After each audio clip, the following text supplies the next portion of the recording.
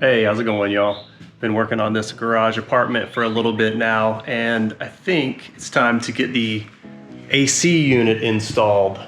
So we opted for a Mitsubishi floor-mounted mini split. It was not a great place to mount a wall-mounted higher mini split on this particular location. So we're going with the floor-mounted. I've got the handy-dandy instructions here, and we're gonna go through that and see if we can get this thing mounted on the wall. To be exact, right here on the wall. I already have an exterior hole drilled. I'll show you that. And run all of our wires and piping through and get it all connected up. In order to do this job yourself, you're gonna need a few tools. And that includes a vacuum pump, some type of drill, a pipe bender, you've got a 3-inch hole saw here, a stud finder, a multimeter. This is a flaring tool to flare the pressure lines, needle nose plier, some wire strippers and cutters, some fish tape, pair of gloves. You'll see why later on when I burn my hand with refrigerant. We've got a pencil, a utility knife, a level, and general Phillips head screwdriver, adjustable wrench, and a measuring tape. First things the instructions say to do is take off the front panel.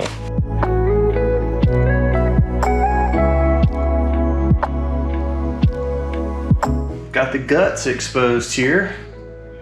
Now I gotta figure out where the wall mounting plate is. Found it. It was in the bottom of the box. Gotta find some studs on the wall here. Make sure it's centered up. Take some measurements according to what's in the instructions here and secure this to the studs. That way the back of the unit can attach right here along this metal bracket. Just slots in. This room measures 280 inches end to end, and so 140 is in the middle. So I'm just gonna give myself a little mark on the wall since this will be covered up by the unit anyways, and then try to find studs around this area. I've taken some measurements here according to the instructions about how high this thing needs to be off the ground. And I found some studs. So you see I've got my level here. Looks like the plate is pretty level.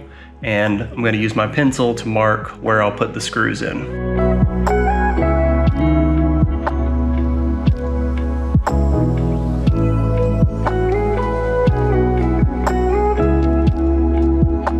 Got the unit test mounted to the wall. And the main reason I'm doing this is because I need to drill a hole down here for the electrical and the cooling hoses. And rather than take a bunch of measurements, just figured it would be easier to look at it and make some pencil marks so I know where to drill.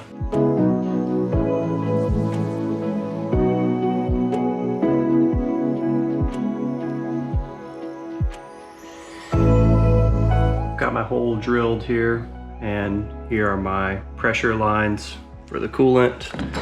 I've got a pipe bender just in case I need to bend these because you don't want to crunch these lines. Next thing I'm gonna do is carefully unwind this, and I will route it from this interior hole out through the exterior of the building, which is in this knee wall space back here, and run that down to the exterior unit. We hit a little snag when routing these pressure lines. This hole is only 2 inches in diameter and it needs to be bigger. I cannot get these through, and a drain hose and a conduit for the wiring, so we're gonna drill this out. I need to take care of that. We got a 3-inch hole cut, and now we can feed these pressure lines through to the exterior AC unit. I've also got to get my wiring from the interior to the exterior, so I've got 4 wires here that will connect from the interior unit to the exterior. And then I've got some 1/2-inch conduit here. So I've got my fish tape, and I tried to lay this conduit out as straight as possible. Pretty tightly coiled when it's packaged up. So I've laid it straight, and then I got my fish tape to come out the other end here. So I'm gonna attach my wires to that and then pull my wiring back through the conduit. There's probably better ways to do this, but this is how I'm doing it.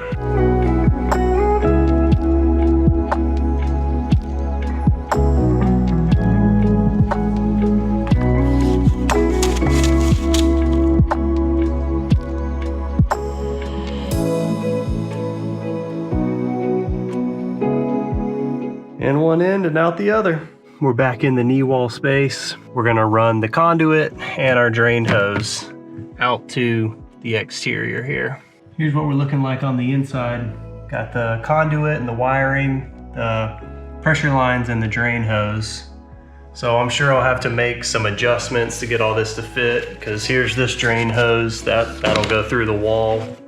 So I'll make adjustments, but I'm trying to lay out the hosing and the wires according to how the manual says to do it. I think we're at a point now where we can put the unit on the wall and start getting all this stuff attached. I'm about to start the process of connecting these hoses, and when I was about to connect the 3/8 hose, I noticed that this one has a little gouge in it, so hopefully you can see that. Otherwise it looks pretty good, but it might not have got a good seal.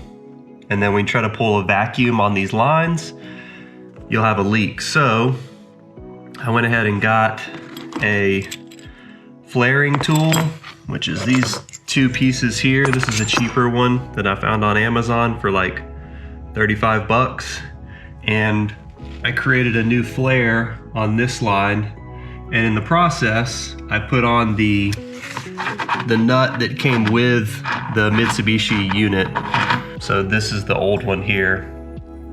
And I think I want to put on the OEM nut for the 1/4" line. So I'm gonna cut this back and cut this pipe with this little tool here and put on the new nut and flare the 1/4" line as well. And then we should be able to get these connected. First thing we have to do is just cut this insulation back a little bit, just carefully.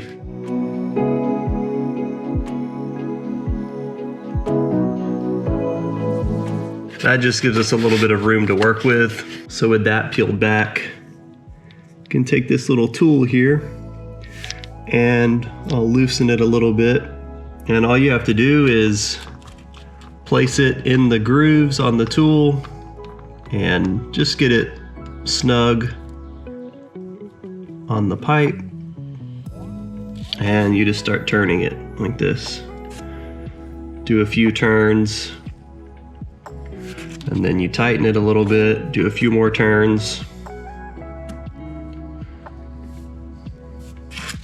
And you just keep repeating that process slowly. So you get a nice clean cut on the copper.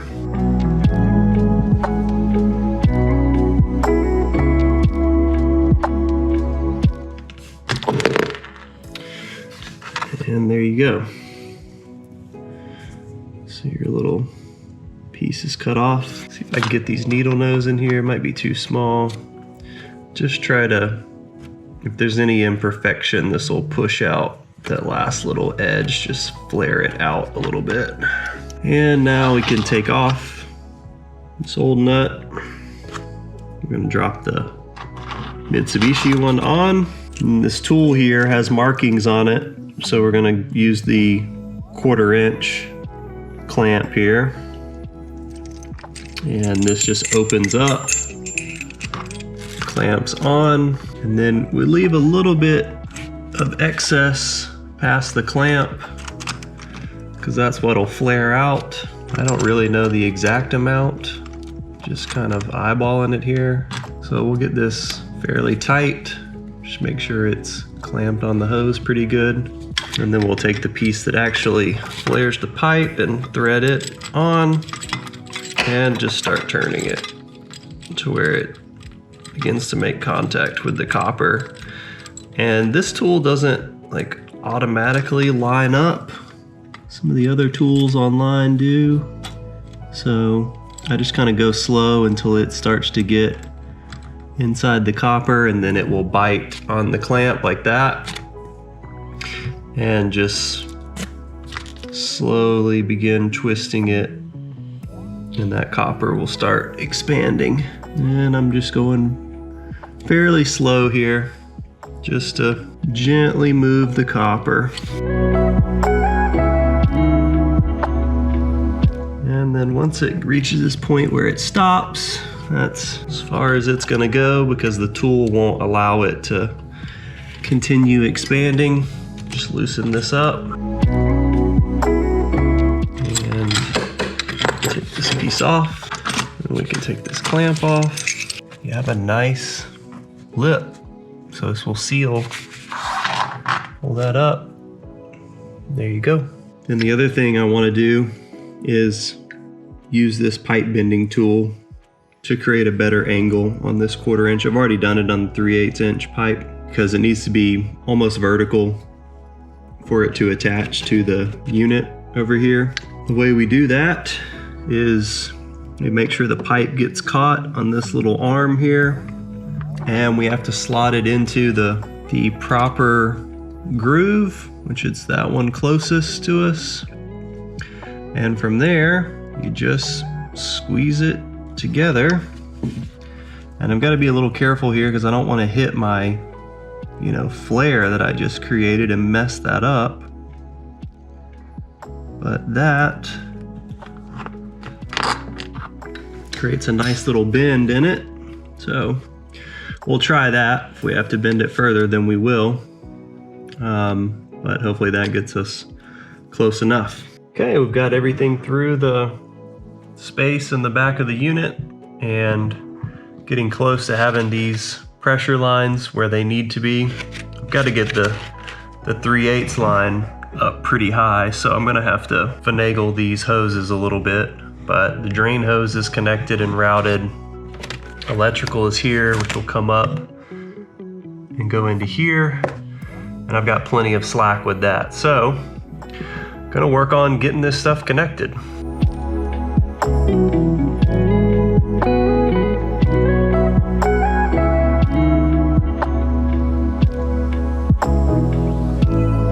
Okay, that's started. I need to get a wrench to tighten these up. And then I'll get my connecting piece for the electrical. I believe I've got a 1/2 inch piece that'll go with this conduit to secure it right here. Get this panel off and take a look at the instructions to figure out, exactly how to wire this and go from there.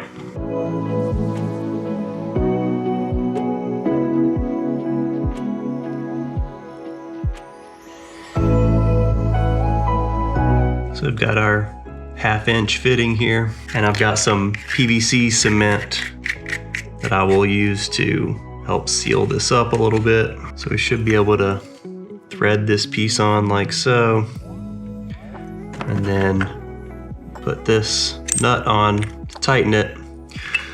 But first, I'm gonna use the PVC cement and get this connected to the electrical conduit. Need to try to straighten this out a little bit. My angle, it's not straight. So I'm gonna try to not damage these wires here and straighten this cut out a little bit. Just do a little dry run here. That's pretty good. Still not, wow, I guess it's pretty hard to get that thing like really straight like you need to. If I loosen this a little bit, that's better. There we go. So we'll just put a little bit of PVC cement, tighten that all down.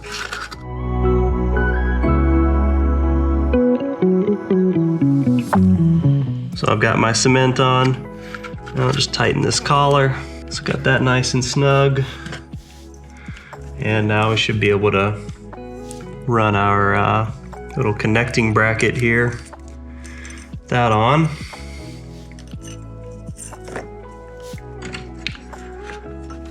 And I believe it goes like this. Yep. So we'll take our nut, run that on, tighten it down. Just take these needle nose and try to get this a little tighter. That seems good there. And that should hold everything in place. Snip my wires first or afterwards, but I'm gonna tighten this, so I'm gonna secure this so just everything is in place. Okay, that looks pretty good. I try to pull this out a little bit so I can tape up this insulation a little better. But there we go. It's looking pretty solid. This little cover plate here has the strip length listed right here. No idea if you can see that, but I'm just gonna use that as my guide when I go to strip these wires to expose some of the copper and get this stuff connected. I think I'm gonna do green for ground, and then I will match up the other wires to the inside and the outside. They're labeled S1, S2, and S3. So whichever colors I choose, I just have to remember that when I go outside and match them up to the corresponding color and code. And I'm gonna turn this in a way to where when I put the screw on it, as I tighten the screw, these wires will tighten around the screw. And I might get I bought some little flat connectors for electrical. If this doesn't really seem like it's gonna hold properly, I'm gonna put those connectors on.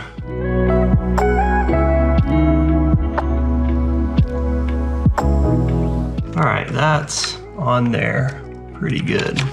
I'm gonna go black to S1, brown to S2, and orange to S3.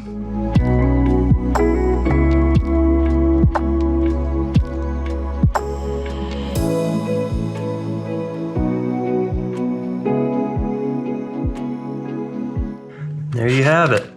Got the conduit secured. Black to S1, brown to S2, orange to S3. Those are nice and tight. My ground is nice and tight. Now we have to go to the outside and repeat this whole process. Okay, so now we're at the external unit. You see we've got our 1/2-inch conduit coming from the inside unit. And then I've got a bigger whip right here with the larger wires that will supply power. And then we've got our pressure lines right here. So we've got to take off this service panel and start attaching these lines, and then we'll start pulling a vacuum on the lines and make sure it holds. And this is what it looks like inside the service panel. First thing I'm gonna do is connect my pressure lines and start pulling a vacuum. Should have started that earlier because I need to pull a vacuum for like 30-40 minutes and make sure these hoses will hold pressure. And then I'll get the conduit connected and I'll match up the wiring S1, S2, S3. L1 and L2 are the main power coming from the circuit breaker, and then you've got a ground here, one for the power coming from the circuit breaker and for the line coming from the inside unit. All right, I've got both of the pressure lines connected here, and then I'm about to start vacuuming down the system. This part is really important. It's kind of the moment of truth to see if you have any leaks or not. So I've got my vacuum pump here. There's an exhaust valve here. This has a cap on it. You have to make sure that that cap is off. I've got the yellow line connected. If we follow that back to the gauges here, the yellow line is in the middle. And then this blue low pressure line goes down to the service port here. And you don't use this high pressure line. So I've got the blue closed here. It's turned all the way closed and tight. And the vacuum is connected. So from here, we're just gonna turn this on. And with that on, we'll go ahead and open this pressure line, low pressure line. And you see that the gauge starts moving into negative pressure from 0. So we're gonna let this run for about 30 minutes and we'll come back and check and see if this line is holding pressure or not. All right, so it's been 30 minutes and we've got to check the pressure, make sure this is holding a negative vacuum. So before we turn off the pump, we'll go ahead and close this blue valve.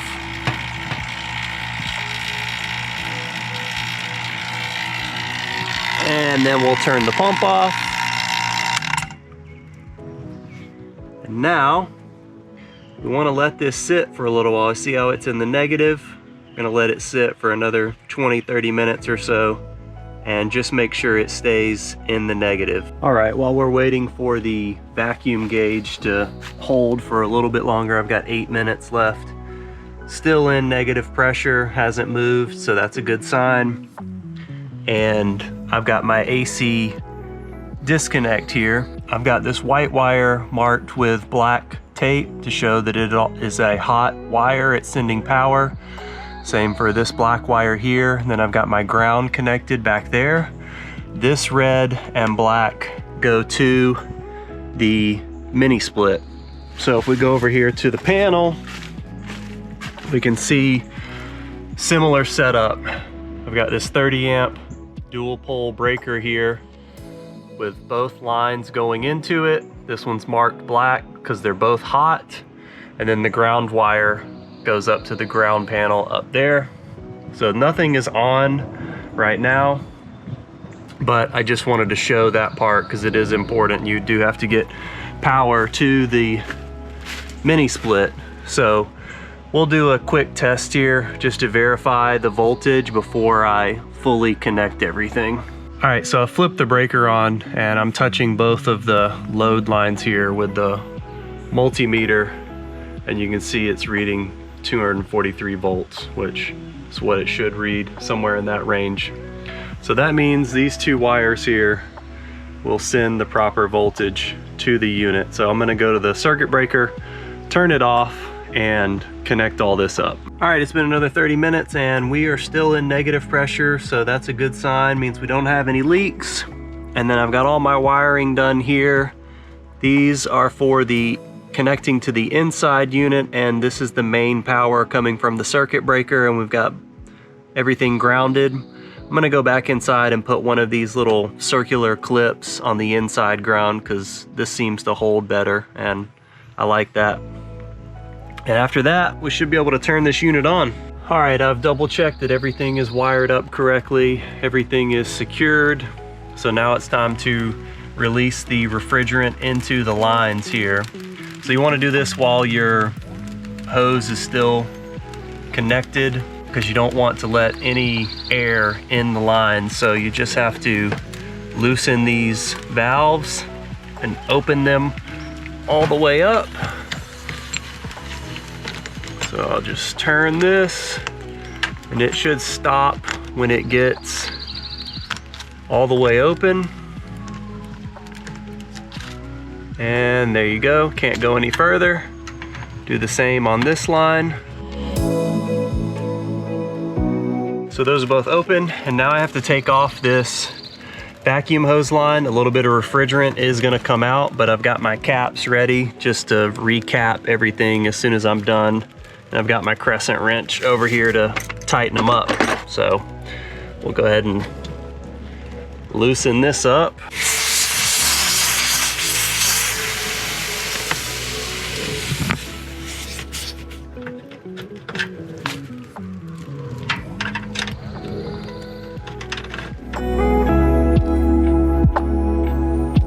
Should probably wear gloves.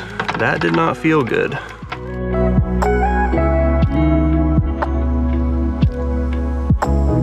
Get this tightened up. Just double check all these, snug.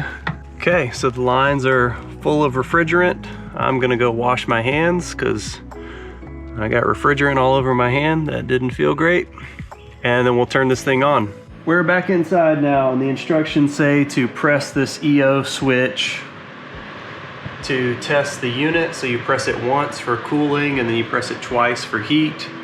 I pressed it one time and got nice cool air coming out. It says the test will run for 30 minutes, so I'm gonna let the unit run and then I'll test the heat function. But so far, seems to be good. And that's gonna wrap up this installation. We've got everything put back together here on the inside unit. The self-test ran for heating and cooling. Everything went smooth. We've had the unit installed for about 3 weeks now. It keeps the space nice and cool when we want it cool, and it warms it up pretty well when it's time to heat up the space.